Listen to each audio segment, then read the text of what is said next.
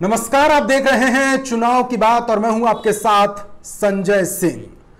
आज सबसे महत्वपूर्ण खबर की बात करेंगे जो उत्तर प्रदेश से है कि गन्ना किसान किसके साथ जाएंगे।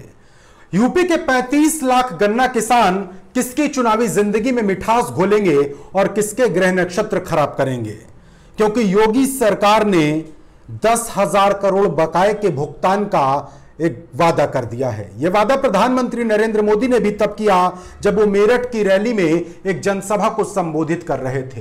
उन्होंने कहा है कि कुछ ही दिनों के भीतर जो 10,000 करोड़ का बकाया है गन्ना किसानों का, उसका भुगतान कर दिया जाएगा। 5 अप्रैल की तारीख दी गई है और सोर्स बताया गया है कि किस किस तरीके से गन्ना किसानों को उनका बकाया मिल जाएगा। तो सवाल यही है कि उत्तर प्रदेश के 35 लाख किसानों को क्या बीजेपी इस चुनावी चाल से अपने घेरे में ला पाएगी। यह सवाल इस वजह से महत्वपूर्ण है क्योंकि यूपी के 34 जिले ऐसे हैं जहां गन्ना किसानी होती है और पूरे देश भर का 50% गन्ना यूपी के इन्हें 34 जिलों से जाता है। कई लाख टन गन्ना यूपी से निकलकर देश तक पहुंचता है और यहीं के गन्ना किसान सरकार बनाने में भी अपनी भूमिका निभाते हैं। मुजफ्फरनगर, मेरठ, बदायूं, बरेली, बागपत, बिजनौर से लेकर के गोरखपुर तक गन्ना किसान उम्मीदवारों का भविष्य तय करते हैं और इन्हीं गन्ना किसानों को अब घेरने की कोशिश सियासी दलों ने शुरू कर दी है। चुनाव आ गए हैं और प्रियंका गांधी भी मैदान में हैं, तो उन्होंने भी गन्ना किसानों को लेकर बीते दिनों एक ट्वीट किया था जिसमें गन्ना किसानों के बकाये को लेकर योगी सरकार पर निशाना साधा गया था और सवाल पूछा गया था कि योगी सरकार गन्ना किसानों के हित में फैसले क्यों नहीं लेती। कुछ दिनों बाद मायावती का भी एक ट्वीट आया जिसमें उन्होंने गन्ना किसानों का जिक्र किया और निशाना था योगी सरकार पर। कुल मिलाकर रणनीति यही है कि उत्तर प्रदेश के जो गन्ना किसान हैं उनको अपने पाले में कर लिया जाए और जो उम्मीदवार हैं उनके चेहरे दिखाकर वहां से वोट बैंक अपना बढ़ाया जाए। पूर्वी उत्तर प्रदेश से अलग हटकर जब पश्चिमी उत्तर प्रदेश में हम आते हैं तो यहां आरएलडी यानी अजीत सिंह का नाम गन्ना किसानों की जुबान पर छाया रहता है। अजीत सिंह की राजनीति भी गन्ना किसानों के साथ बढ़ती चली गई और अजीत सिंह एक वक्त में गन्ना किसानों के मसीहा कहे जाने लगे क्योंकि आवाज वो लखनऊ तक पहुंचाते थे गन्ना किसानों की और यही सब देख सुनकर गन्ना किसान उनके पक्ष में आते चले गए। 2000 से लेकर 2002 में जब बीजेपी की सरकार थी तो गन्ना किसानों के लिए समर्थन मूल्य में इजाफा भी हुआ था। इजाफा मामूली जरूर था लेकिन शुरुआत हो गई थी इजाफे की और उसके बाद जब बीएसपी की सरकार आई तो उसने इजाफा किया था करीब 25 से 28 रुपए का। लेकिन 2012 में जब अखिलेश यादव मुख्यमंत्री बने तो उन्होंने गन्ना किसानों के समर्थन मूल्य के लिए 45 रुपए बढ़ा दिए। लेकिन अखिलेश यादव को यह बात भी याद रखनी होगी कि चुनाव से पहले भी उन्होंने एक दांव चला था, गन्ना किसानों के समर्थन मूल्य बढ़ाया था गन्ने का, लेकिन उसका फायदा उनको नहीं मिला। योगी जी इस मामले में थोड़ी कंजूसी करते नजर आए। हाल फिलहाल में जब से योगी जी की सरकार बनी है उन्होंने मामूली बढ़त की है सिर्फ 10 रुपए की समर्थन मूल्य में। लेकिन योगी सरकार का दावा होता है कि जब से उनकी सरकार बनी है तब से 58,000 करोड़ का बकाया भुगतान किया जा चुका है और जो 10,000 करोड़ का बचा हुआ है वो भी 5 अप्रैल से पहले हो जाएगा। गन्ना किसान मतलब छोटे मंझोले किसान, इन किसानों को अपनी तरफ लाने की कोशिश तो खूब हो रही है। उत्तर प्रदेश में पहले चरण से मतदान शुरू हो जाएगा और 7वें चरण तक आते आते मतदान जारी रहेगा। इन 7 चरण में गन्ना किसान अपनी महत्वपूर्ण भागीदारी निभाएंगे। पश्चिमी उत्तर प्रदेश से ले लीजिए, मध्य यूपी से ले लीजिए या फिर पश्चिमी यूपी तक जाते जाते पूर्वी यूपी तक जाते जाते गन्ना किसान हर जगह पाए जाते हैं और ये अब उनके निशाने पर हैं जो केंद्र में भी हैं, राज्य में भी हैं और विपक्ष में भी हैं। तो आज की पहली हमारी बड़ी खबर थी गन्ना किसानों को लेकर। उत्तर प्रदेश से लेकर अब चलते हैं आपको बिहार में, जहां बिहार में सीट बंटवारे का पेच सुलझ गया है लेकिन एक चीज सुलझी रह गई है, वो है उम्मीदवारों का चयन। बिहार की कई सीटें ऐसी हैं जहां पर महागठबंधन ने अपने पैर पर ही कुल्हाड़ी मार ली है। सबसे पहले बात करेंगे दरभंगा की। दरभंगा में एक चेहरा है, बहुत बड़ा चेहरा, जिसका नाम है अली अशरफ फातमी। 2004 में भी ये सांसद थे और 2009 में भी। 2004 में जब यूपीए की पहली सरकार बनी तो केंद्र में मंत्री का पद मिला, लेकिन 2019 आते आते इस चेहरे का कद छोटा कर दिया गया और टिकट काट दिया गया। कीर्ति आजाद 2014 से सांसद थे, लेकिन उनका टिकट वहां नहीं तय किया गया। पहले खबरें थी कि कीर्ति आजाद कांग्रेस के टिकट पर दरभंगा से चुनाव लड़ लेंगे, लेकिन जब सीटों का बंटवारा हुआ तो कीर्ति आजाद याद तक नहीं आए।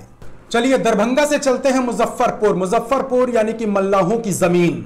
3.5 लाख वोटर मल्लाह, और यहां से आमने सामने भी मल्लाह उम्मीदवार अजय निषाद, बीजेपी के सिटिंग एमपी, जिनको एक बार फिर बीजेपी ने मैदान में उतारा है। यहां पर इनकी मजबूत पकड़ है और सामने मजबूत उम्मीदवार होना चाहिए था, लेकिन महागठबंधन ने क्या किया? महागठबंधन ने टिकट दिया राम भूषण चौधरी निषाद को। वीआईपी पार्टी से आते हैं, लेकिन वीआईपी पार्टी की पूछ बिहार में कितनी है ये सबको पता है। और ऐसे में इस सीट पर वीआईपी के रामभूषण चौधरी निषाद अजय निषाद से टक्कर किस रूप में ले पाएंगे और इसका नतीजा क्या होगा, ये भी सब कुछ अभी से ही तय मानकर चलिए। और बीजेपी के अजय निषाद को हरा पाना महागठबंधन के लिए कितना मुश्किल है उनको भी पता होगा। यह तो बात हुई मुजफ्फरपुर की। मुजफ्फरपुर से उठकर चलिए हम नालंदा। नालंदा यानी कि जीतन राम मांझी के कोटे में गई एक लोकसभा की सीट, लेकिन जीतन राम मांझी इतने बड़े विधानसभा में एक विधायक लेकर 3 सीट हड़प चुके हैं महागठबंधन से। किस तरीके से यह सीट बंटवारा हुआ है आप जीतन राम मांझी को देखकर समझ सकते हैं कि जहां पर 3 सीट जीतन राम मांझी के कोटे में जाती है और 9 सीट कांग्रेस के कोटे में। खैर, बात कर रहे हैं नालंदा की, जहां से जीतन राम मांझी ने अपना एक उम्मीदवार उतारा है। जीतन राम मांझी ने अशोक कुमार आजाद को उम्मीदवार बनाया है। नालंदा की सीट जेडीयू की बहुत मजबूत सीट मानी जाती है। अगर कांग्रेस यहां से उतरती या आरजेडी अपना उम्मीदवार को यहां पर उतारता तो बात अलग होती, लेकिन क्या जीतन राम मांझी इतने बड़े नेता हैं कि वो जेडीयू के बहुत बड़े सांसद को हराने में कामयाब हो पाएंगे? ये भी एक सवाल है। नालंदा से चली औरंगाबाद। औरंगाबाद यानी कि कांग्रेस की जहां एक मजबूत पकड़ वाली सीट थी वो भी कांग्रेस के कोटे से निकल गई। औरंगाबाद की सीट आई उपेंद्र प्रसाद के हाथ, और यहां पर भी एक गड़बड़ झाला दिखाई दिया कि किस तरीके से एनडीए के सामने एक कमजोर उम्मीदवार उतारकर अपने ही पैर पर कुल्हाड़ी मार ली गई। ये 4 सीटें ऐसी हैं जहां पर महागठबंधन ने खुद ही जेडीयू और बीजेपी को देने की सोच ली है। इसको आप मानकर चल सकते हैं। 5वीं सीट की बात करेंगे बेगूसराय की। तनवीर हसन यहां से उम्मीदवार है महागठबंधन के, लेकिन दूसरी तरफ है कन्हैया कुमार और तीसरी तरफ है गिरिराज सिंह। कन्हैया कुमार वोटकटवा बताए जा रहे हैं क्योंकि तनवीर हसन ने पिछली बार देवेंद्र सिंह को बहुत कमजोर, बहुत नजदीकी अंतर से हराया था। 50,000 के आसपास वोट थे जब देवेंद्र सिंह जीते थे और तनवीर हसन हार गए थे। याद करिए 2014 जब नरेंद्र मोदी की लहर चल रही थी, बावजूद इसके देवेंद्र सिंह इतने बड़े नेता होने के बावजूद तनवीर हसन को एक बड़े अंतर से नहीं हरा सके। और ऐसे में तनवीर हसन एक बार फिर उम्मीदवार हैं और शायद कन्हैया कुमार कुछ उनका वोट ले जाएं और तनवीर हसन भी पछताएं और मजा ले जाएंगे गिरिराज सिंह। वही गिरिराज सिंह जो पिछले दिनों नाराज थे, लेकिन अमित शाह के ट्वीट के बाद उनकी आंखें भर आई और वो मान गए बेगूसराय से चुनाव लड़ने के लिए। नतीजा यहां पर भी बहुत कुछ हो सकता है। भूमिहार वोटर्स का दबदबा इस सीट पर माना जाता है और भूमिहार किसके पक्ष में खड़े हो जाएंगे ये कहना फिलहाल मुश्किल है, लेकिन जिस तरीके से महागठबंधन और कन्हैया कुमार सीपीआई के उम्मीदवार ये लड़ रहे हैं आपस में, उससे देखकर आप ये मानकर चलिए कि नतीजा गिरिराज सिंह के पक्ष में अगर आ जाए तो हैरानी नहीं होगी। यहां पर भी महागठबंधन से गलती हुई है। अगर महागठबंधन सीपीआई के कोटे में यह सीट छोड़ देता तो 1 सीट की बढ़त मिल सकती थी, लेकिन अब ऐसा नहीं होगा। यह थी आज की बिहार से एक बड़ी खबर। तो बिहार में जातिगत समीकरण हमने आपको समझाया। एक और जातिगत समीकरण बनता है योगी आदित्यनाथ के घर गोरखपुर में। 1989 से गोरखपुर की सीट थी गोरक्ष धाम मंदिर के पास। 1999 में योगी आदित्यनाथ वहां से संसद चुनकर पहुंचे थे। लेकिन उसके बाद आया 2018 और महागठबंधन की शुरुआत होती है उसी 2018 के उपचुनाव से। गोरखपुर की सीट प्रवीण निषाद सांसद के उम्मीदवार समाजवादी पार्टी के सिंबल से, लेकिन वो आते हैं निषाद पार्टी से। एक बार फिर समीकरण बदल गया है। निषाद पार्टी ने योगी आदित्यनाथ से मुलाकात की है। निषाद पार्टी के अध्यक्ष संजय निषाद योगी आदित्यनाथ के पास पहुंचते हैं और कहते हैं कि महागठबंधन में तो हमको सीट ही नहीं दी गई, आप ही कुछ करिए। तो चर्चा ये निकल कर आती है कि गोरखपुर और जौनपुर बीजेपी निषाद पार्टी को देगी। गोरखपुर से कौन लड़ेगा? गोरखपुर से एक बार फिर लड़ेंगे प्रवीण निषाद, खबर यह है। और दूसरी सीट होगी जौनपुर, जहां से पूर्व सांसद धनंजय सिंह को उम्मीदवार बनाया जा सकता है। अखिलेश यादव ने अपना दांव खोल दिया है। अखिलेश यादव ने रामभुवल निषाद को वहां से उम्मीदवार बनाया है। मतलब एक बार फिर गोरखपुर से निषाद वर्सेस निषाद होने वाला है। पिछले चुनाव में जब बीजेपी के सामने प्रवीण निषाद खड़े थे तो वहां से बीजेपी ने नागेंद्र पटेल को अपना उम्मीदवार बनाया था। नागेंद्र पटेल हार गए और यह सीट 3 दशक के बाद बीजेपी के हाथ से निकल गई। लेकिन एक बार फिर यह सीट बीजेपी के पास जा सकती है, क्योंकि प्रवीण निषाद गोरखपुर के जाने माने चेहरे हैं और बीजेपी का हाथ अगर उन पर रखा गया तो मजबूती जाहिर तौर पर और ज्यादा बढ़ जाएगी। यह थी आज की तीसरी बड़ी खबर। चौथी खबर क्या है? चौथी खबर है सुषमा स्वराज को लेकर। विदेश मंत्री सुषमा स्वराज तेज तर्रार नेता, समझदार नेता और अपनी बातों से लोगों का दिल जीतने वाली एक बेहतरीन शानदार नेता। उन्होंने एक बार फिर लोगों का दिल जीत लिया है। ट्विटर पर एक शख्स ने उनसे पूछा कि आप अपने नाम के आगे चौकीदार क्यों लिखती हैं? सुषमा स्वराज असहज हो सकती थी, लेकिन उन्होंने जवाब भी ऐसा दिया कि सवाल पूछने वाला शांत हो गया। सुषमा स्वराज कहती हैं कि दरअसल वो चौकीदार हैं उन भारतीयों की जो विदेशों में रहते हैं। वो चौकीदार हैं उन हितों की जो भारत के पक्ष में होती हैं। तो इस जवाब से एक बार फिर सुषमा स्वराज ने लोगों का दिल जीत लिया है।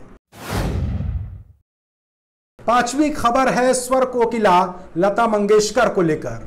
लता मंगेशकर ने एक गीत गाया है। कौन सा गीत है वो? सौगंध मुझे इस मिट्टी की, मैं देश नहीं झुकने दूंगा, मैं देश नहीं मिटने दूंगा। याद करिए 2014 नरेंद्र मोदी जब प्रधानमंत्री बने थे तो उन्होंने ये गीत गाया था और 2019 के चुनाव के पहले हाल के दिनों में उन्होंने एक रैली में फिर से इस गीत को दोहराया। और अब लता मंगेशकर ने ये गीत देश के लोगों, देश के जवानों को समर्पित किया है। हम आपको छोड़ के जाते हैं इसी गीत के साथ जो लता मंगेशकर ने गाया है।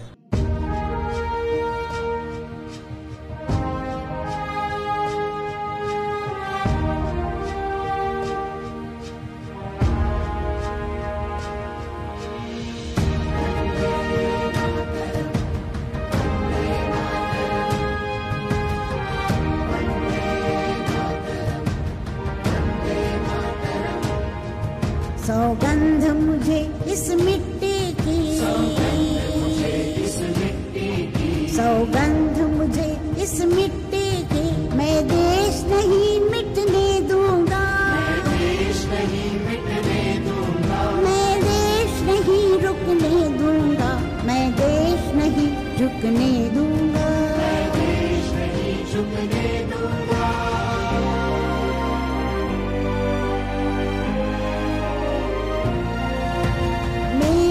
वचन है भारत माँ को, तेरा शीश नहीं झुकने दूंगा, तेरा शीश नहीं झुकने दूंगा, तेरा शीश नहीं झुकने दूंगा, तेरा शीश नहीं झुकने दूंगा।